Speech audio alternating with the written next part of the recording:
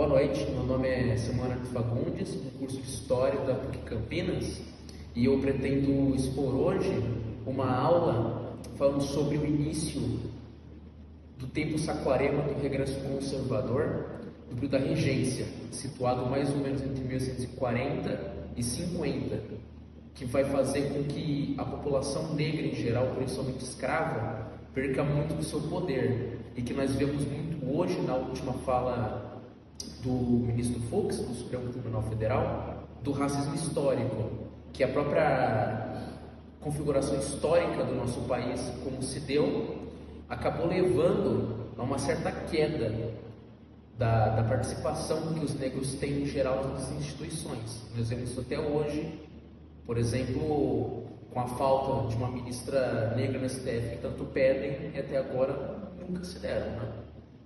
Fora majoritariamente a população negra do Brasil ser mais pobre. Bom, isso daí não é de agora, isso daí volta muito o que, por exemplo, autores como Thiago Krause e outros falaram, isso na época da regência. No Brasil, mesmo antes da nossa independência, ele era uma cerâmica com muitas particularidades. E a nossa independência, a construção do nosso país, da nossa nação, teve como trabalho justamente tentar unificar esses aspectos diferentes, e que não necessariamente dava e muitas vezes terminava em violência. Um dos aspectos que não quiseram colocar tanta amostra foi a questão da escravidão. Por exemplo, na bandeira do Império, onde se colocou o símbolo do tabaco e do café, alguns autores dizem que se Dom Pedro quisesse representar o Brasil de fato, teria que ser, por exemplo, um escravo, coisa que não foi. Porque o café naquela época, 1822 e 23, estava bem no início. Mas vai ser justamente essa futura elite cafeicultora, muito poderosa, que vai acabar se unindo a alguns políticos para poder ascender. Por causa que o trabalho do café, que estava com uma demanda muito alta em outras localidades internacionais, como os Estados Unidos, precisava de muitos braços. E esses braços tinham que vir do labor dos africanos, né? Escravos que já vinha com uma certa tradição há um tempo no Brasil, e que vai acabar sendo usado futuramente como um discurso de legitimação, de autorizar a questão da escravidão. Porque no início da regência, quando Dom Pedro é expulso pelos liberais, incluindo Araújo Lima, que vai ser futuramente do regresso conservador, o que nos mostra como que os nomes às vezes não são tão... são muito hoje também, questões mais de aparência. Vai ter um combate muito grande, sim, à exportação de escravos. Muita gente fala da questão da lei para inglês ver, mas essa lei para inglês ver realmente combateu a escravidão. O tráfico na lei de Feijó reduziu muito, e isso vai abalar muito essa futura elite cafeicultora, que vai acabar pagando e juntando com futuros políticos como Vasconcelos, que vão representar essa elite e vão usar como discurso a ordem. Porque a ordem, nessa época da regência, por isso que eu falei do mosaico brasileiro, essa união não agradava a todos, e muitas configurações, desde pequenas, mais pobres, até mais de elite, em algumas províncias do Brasil, vão se revoltar e vão gerar guerras. E nessas guerras, quem mais vai ser afetado vai ser a população negra, que vai ser repreendido, né? Principalmente a escravidão. Isso vai acontecer muito pela imagem que vai se ter no Brasil por conta do Haiti, da Ilha de São Domingos, e também a revolta dos malês, na Bahia, que vai uma revolução, né? Uma revolta de escravos, principalmente muçulmanos, e que vai gerar muito burburinho no país, na nação, e por isso uma repreensão muito forte à população majoritariamente escrava e negra. Aí, por exemplo, na revolta da Sabinada que vai acontecer, que vai ter esse nome por causa de um escravo liberto, de um negro liberto, que era um médico, vai ser duramente repreendida e vai ter foco principalmente na população negra, justamente por causa desse medo, né? Também um pouco na indígena. e nas locais. A questão da escravidão e do combate ao tráfico, ela ocorreu bastante. Se nós formos pegar, por exemplo, as cartas e documentos da época em que o Eusébio de Queiroz, perdão, era ministro da polícia, chegou-se a tentar fazer um combate mesmo.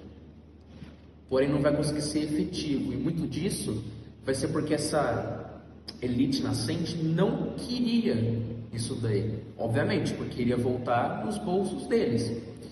Por isso mesmo, a nova estrutura, conjuntura política que estava sendo montada, que no caso vai ser a elite cafeicultora, que vai estar na nascente do Vale do Paraíba, junto na política, na questão centro-sul, que vai se formando e que vão tentar coalizar elites de outras províncias para também se juntarem, por exemplo, a elite da açucarocracia de Pernambuco e mais no Nordeste, e mesmo lá na extrema gaúcha, que vai chegar a se revoltar, eles vão tentar também unir, né?